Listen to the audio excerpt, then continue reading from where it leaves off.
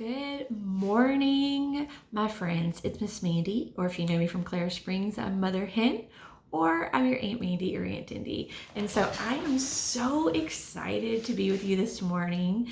We had a great weekend, and I hope that you did also. Today, I'm going to read to you one of my favorite childhood. Okay, I know I say my favorite, but you can ask my mom. I loved this book, and I used to check it out all the time at the public library. And it's called Giant John. The stories and pictures are by Arnold Lobel. This is a Harper and Row publisher book, which now Harper and Row is Harper and Collins, because this copyright book is 1964. That was before I was born, by the way. And so this is a really cute story, and I hope that you enjoy Giant John by Arnold Lobel. Long ago, in an enchanted forest, there lived a large giant named John.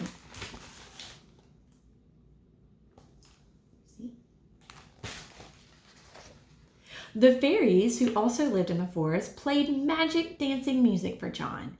He had to dance and could not stop until the music stopped. The dancing made John's big feet hurt, but he thought it was great fun. Hopi has made a fairy garden at our house, and I can only imagine if those fairies actually played music, that would be fun. In the evening, he would pick a bouquet of trees and take them home to his mother. One night, his mother began to cry. "We are poor," sobbed Miss Giant. "There are only 2 potato chips in the cupboard, and we have no money to buy more food."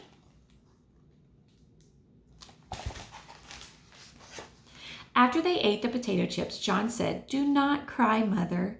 Soon we will have some money. I will go out into the world to find a job." Miss Giant made John wear his rubbers, which are rubber boots, and carry his umbrella.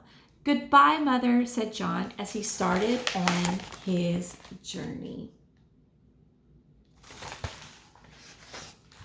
John walked very far out into the world. He saw mountains and tigers and thunderstorms. He saw a beautiful castle. "Look, look," cried the king and queen and princess and dog who lived in the castle. "Here comes a giant." "Hello," called John. "I am looking for a job."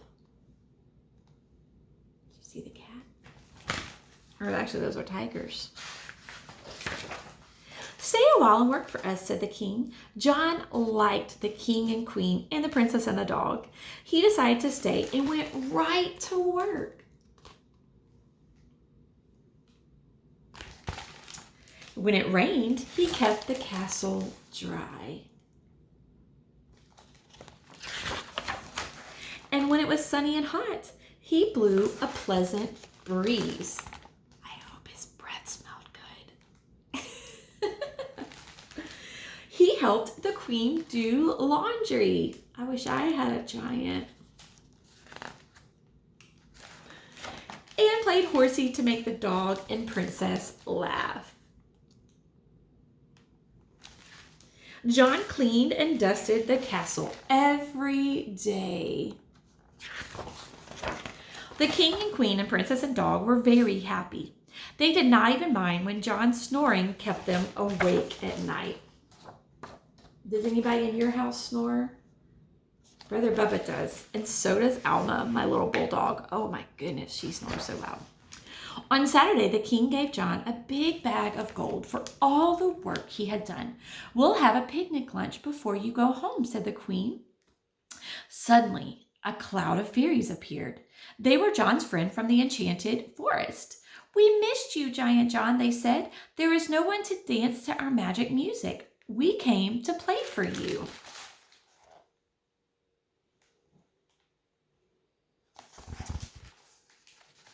I love how he's eating that little tiny banana. Do you see that? The fairies began to play the magic dancing music. John began to dance. "Ouch," said the king and queen and princess and dog as they fell to the ground. "Stop, stop," shouted John. But the fairies kept playing their music, and John danced and danced. You see everything? John could not stop dancing. He danced everywhere. He danced on the flowers and on the dog's tail.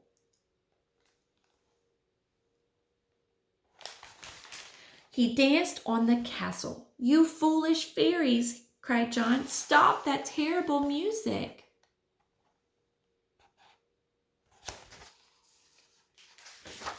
The fairies did stop their music. They saw what they had done and were very sorry. The king and queen and princess and dog were all crying.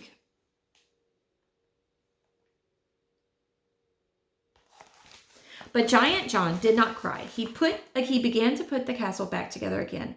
The fairies helped too. They bandaged the flowers and the dog's tail.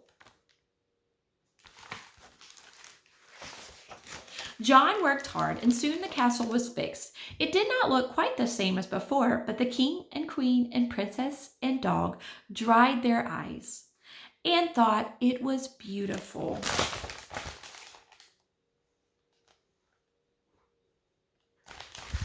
"Now I must go home," said John, putting on his rubbers and hat. He promised to visit often and kiss the king and queen and princess and dog goodbye.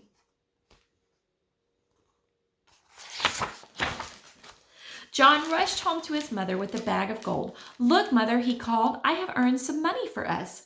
By this time, Miss Giant was very, very hungry. She was glad to see John and his bag of gold coming through the door. You see the fairies?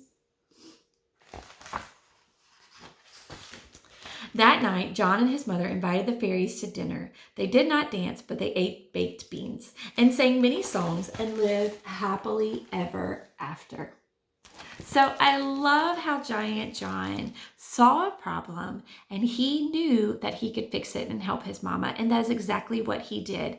Then when the fairies came, he begged them to stop, but they knew his weakness.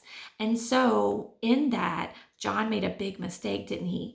But he owned up to it and saw what happened and he fixed the problem. You know, sometimes as Christians, we can do that, right?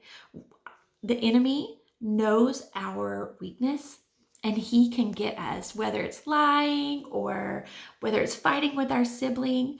And when we get caught, when something bad happens, what happens? Do we own up to our mistake and said, yes, I did it and I can fix a problem? Or do we deny it? What if Giant John had denied the problem and just said, sorry, I can't help you, and left? Do you think that that would be honoring that king and queen and princess and dog? Do you think that that would have made him a very trustworthy individual? No, because he was doing a job for them. He made a mistake and he owned up to it and he fixed it. And I love that Giant John did that. To me, it just makes him even more of the best giant ever, right? So I hope that you enjoyed Giant John today, and I am looking forward to reading to you again tomorrow. Bye.